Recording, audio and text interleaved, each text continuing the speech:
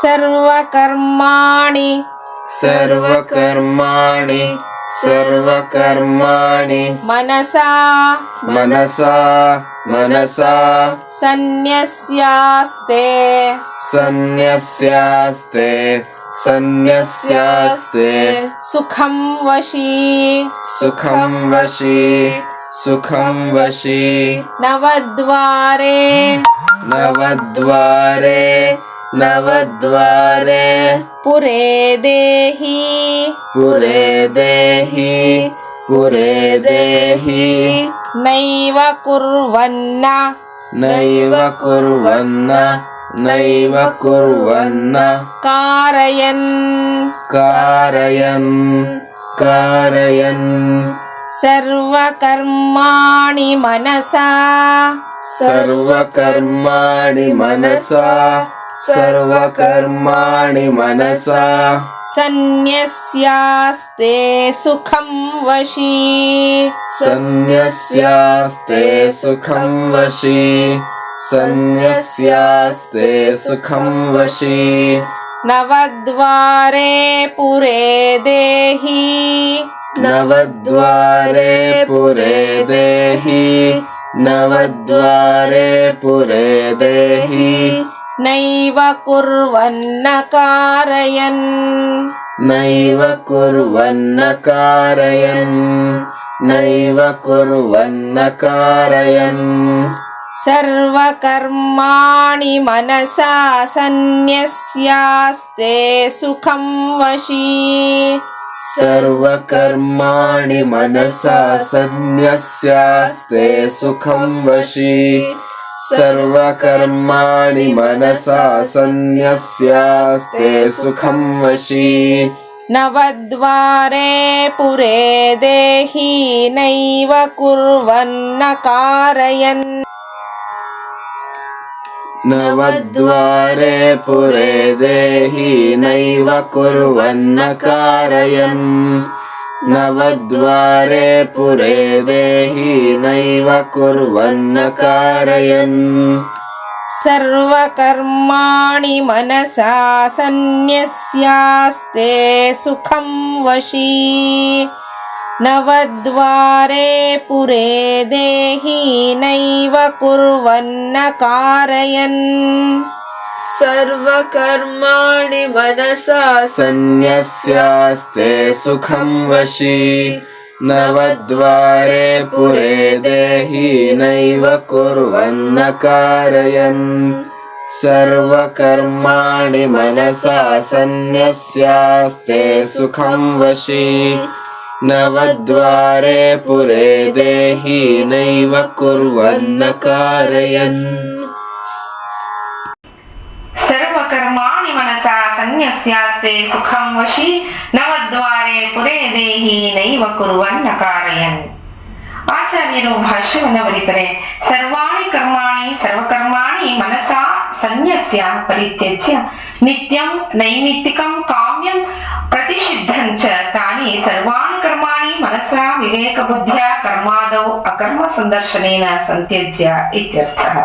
ಆಸ್ತೆ ತಿಷ್ಠತಿ ಸುಖಂ ತ್ಯಕ್ತ ವಾಂಗ್ಮನಃ ಕಾಯಚೇಷ್ಟಃ ನಿರಾಯಾಸಃ ಪ್ರಸನ್ನಚಿತ್ತಃ ಆತ್ಮನೋನ್ಯತ್ರ ನಿವೃತ್ತ ಸರ್ವ ಬಾಹ್ಯ ಪ್ರಯೋಜನಃ ಇತಿ ಸುಖಂ ಆಸ್ತೆ ಇತ್ಯುಚ್ಯತೆ. ವಶೀ ಜಿತೇಂದ್ರಿಯ ಇತ್ಯರ್ಥಃ.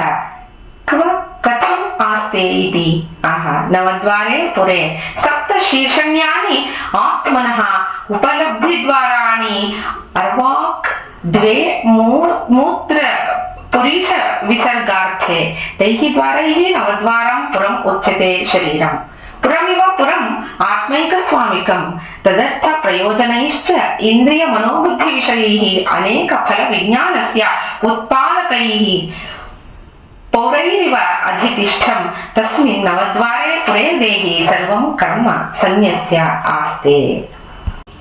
ಸರ್ವ ಕರ್ಮಗಳನ್ನು ಮನಸ್ಸಿನಿಂದ ಸನ್ಯಾಸ ಮಾಡಿ ಅಂದ್ರೆ ಬಿಟ್ಟು ನಿತ್ಯ ನೈಮಿತ್ತಿಕ ಕಾಮ್ಯ ಪ್ರತಿಷಿದ್ಧ ಅನ್ನೋ ಆ ಕರ್ಮಗಳೆಲ್ಲವನ್ನು ವಿವೇಕ ಬುದ್ಧಿಯಿಂದ ಕರ್ಮಾದಿಗಳಲ್ಲಿ ಅಕರ್ಮವನ್ನ ಕಾಣೋದ್ರಿಂದ ಜ್ಞಾನಿಯಾದವನು ಸುಖವಾಗಿ ಇರ್ತಾನೆ. ವಾಕ್ ಮನಸ್ಸು, ಶರೀರ ಇವುಗಳ ವ್ಯಾಪಾರವನ್ನೆಲ್ಲ ಬಿಟ್ಟು ಆಯಾಸವಿಲ್ಲದೆ ಚಿತ್ತದಲ್ಲಿ ಪ್ರಸನ್ನತೆಯನ್ನ ಹೊಂದಿರ್ತಾನೆ. ಅಂಥವನಿಗೆ ಆತ್ಮ ಚಿಂತನೆ ಇಲ್ಲದೆ ಹೊರಗಿನ ಪ್ರಪಂಚದ ವಿದ್ಯಮಾನಗಳಿಂದಾಗುವ ಪ್ರಯೋಜನವೂ ಬೇಕಿರಲ್ಲ. ಆತ್ಮಾರಾಮ ಅಂತ ಹೇಳ್ತಾರಲ್ಲ, ಹಾಗೆ ನವದ್ವಾರೆ ಪುರೇ ದೇಹಿ ಅಂತಾನೆ ಭಗವಂತ. ಅಂದ್ರೆ ಜ್ಞಾನಿಯಾದವನು ಎಲ್ಲ ಕರ್ಮಗಳು ಮಾಡಿದ್ರು, ಹಾಗಂದ್ರೆ ಜ್ಞಾನಿಯಾದವನು ನಾನು ಮಾಡ್ತಿದ್ದೀನಿ ಅಂತ ಅವನು ಹೇಳ್ಕೊಳಲ್ಲ. ಅವನ ದೇಹದಲ್ಲಿರೋ ಇಂದ್ರಿಯಗಳು ಕರ್ಮಗಳನ್ನ ಮಾಡ್ತಾ ಇರುತ್ತವೆ. ಅವನ ದೇಹದ ಇಂದ್ರಿಯಗಳು ಕರ್ಮಗಳನ್ನ ಮಾಡ್ತಿದ್ರು ಅವನು ತನಗೂ ಆ ಇಂದ್ರಿಯಗಳಿಗೂ ಯಾವ ರೀತಿಯ ಸಂಬಂಧವಿಲ್ವೇನೋ ಅನ್ನೋ ರೀತಿಯಾಗಿ ಇರ್ತಾನೆ. ಆತ್ಮಾರಾಮನಾಗಿ ಅಂದ್ರೆ ಯಾವಾಗಲೂ ಆತ್ಮ ಚಿಂತನೆಯಲ್ಲಿ ಇರ್ತಾನೆ, ಭಗವತ್ ಚಿಂತನೆಯಲ್ಲಿ ಇರ್ತಾನೆ. ನವದ್ವಾರಪುರದಲ್ಲಿ ತಲೆಯಲ್ಲಿದ್ದುಕೊಂಡು ಆತ್ಮನಿಗೆ ಜ್ಞಾನಕ್ಕೆ ದ್ವಾರಗಳಾಗಿರೋವು 7. ಮೂತ್ರಾದಿಯನ್ನ ಹೊರಕ್ಕೆ ಬಿಡೋಕೆ ಕೆಳಗಿನ 2 ದ್ವಾರಗಳು. ಹೀಗಿರೋದ್ರಿಂದ ಶರೀರ ನವದ್ವಾರದ ಪುರ ಅಂತ ಅನ್ನಿಸ್ಕೊಂಡಿದೆ. ಈ ಪುರಕ್ಕೆ ಅಂದ್ರೆ ಈ ಶರೀರ ಅನ್ನೋ ಪುರಕ್ಕೆ ಆತ್ಮನೊಬ್ಬನೇ ಒಡೆಯ. ಆತ್ಮನಿಗೆ ಪ್ರಯೋಜನವನ್ನ ಉಂಟು ಮಾಡಿ ಅನೇಕ ಫಲದ ಅರಿವನ್ನುಂಟು ಮಾಡುವಂಥವು ಇಂದ್ರಿಯ, ಮನಸ್ಸು, ಬುದ್ಧಿ, ವಿಷಯ. ಇವು ಪುರದಲ್ಲಿರುವ ಪ್ರಜೆಗಳ ಹಾಗೆ ವಾಸ ಮಾಡ್ತಿರುತ್ತವೆ. ಅಂದ್ರೆ ಈ ಪುರ ಅನ್ನೋ ಈ ದೇಹಕ್ಕೆ ಈ ಇಂದ್ರಿಯ, ಮನಸ್ಸು, ಬುದ್ಧಿ, ವಿಷಯ ಇವು ಈ ಒಂದು ಊರಿನಲ್ಲಿ ಪ್ರಜೆಗಳು ಹೇಗಿರುತ್ತಾರೋ ಹಾಗೆ ಅಂತ ಆಚಾರ್ಯರು ಹೇಳ್ತಾರೆ. ಇವು ಪುರದಲ್ಲಿರೋ ಪ್ರಜೆಗಳ ಹಾಗೆ ವಾಸ ಮಾಡ್ತಿರತ್ವೆ.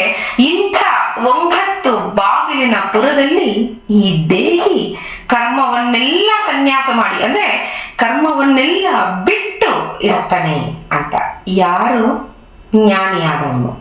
ಅವನು ಕರ್ಮಗಳನ್ನ ಮಾಡಿಯೂ ಆತ್ಮಾರಾಮನಾದ್ರಿಂದ ಇಂದ್ರಿಯಗಳಿಂದಾಗೋ ಕರ್ಮಗಳು ತನ್ನಿಂದಲ್ಲ ಅನ್ನೋ ನಿಶ್ಚಿತ ಮತಿಯಿಂದ ವರ್ತಿಸ್ತಾನೆ. ಇದು ಯೋಗಿಯ ಗುಣ ಅಂತ ಭಗವಂತ ಅರ್ಜುನನಿಗೆ ಹೇಳ್ತಾನೆ. ನೀನು ಹೀಗಿರಬೇಕು ಅರ್ಜುನ. ನೀನು ಈ ಯುದ್ಧವನ್ನ ಏನು ಮಾಡ್ತೀಯ ಅದು ನಾನು ಮಾಡ್ತಿರೋದಲ್ಲ ಅನ್ನೋ ರೀತಿ ಇದ್ದುಗಳು, ಮುಂದಿನದು ನಾನು ನೋಡ್ಕೋತೀನಿ ಅಂತ ಹೇಳ್ತಾನೆ. ನಾಳೆ ಮುಂದಿನ ಶ್ಲೋಕವನ್ನು ನೋಡೋಣ. ನಮಸ್ಕಾರ.